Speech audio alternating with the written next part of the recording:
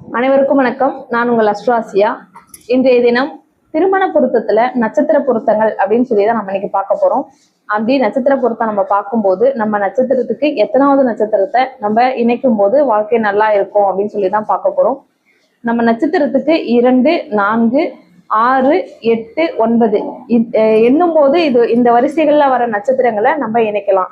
இந்த ஜென்ரேஷன்ல மேக்சிமம் எல்லாருமே ஃப்ரீ ஆப் யூஸ் பண்றதுனால நட்சத்திர பொருத்தங்கள் மேக்சிமம் வீட்லயே பாத்துடுறாங்க. கட்ட பொருத்தத்துக்கு மட்டும்தான் ஜோதிடர் தான் அணுகுறாங்க. அப்படி இருக்கும்போது சில பெற்றோர்கள் 4வது நட்சத்திரம் அப்படின்னு பார்க்கும்போது 22 அப்படின்னு கூட்டும் போது 4வது நட்சத்திரமா தான் வருது, ஏன் அதை பொருந்தலை அப்படின்னு சொல்றீங்க அப்படின்னு கேட்குறாங்க.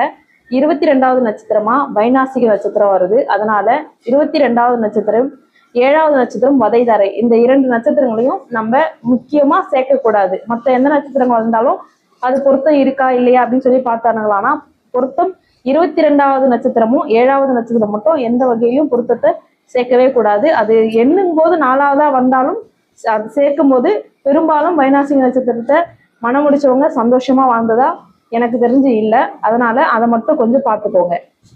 மற்றபடி 2, 4, 6, 8, 9 நட்சத்திரங்களை நீங்க மனம் முடிக்கும் போது வாழ்க்கையில நல்ல நிலைக்கு உயர்ற மாதிரி அமைப்பு இருக்கு. நன்றி, வணக்கம்.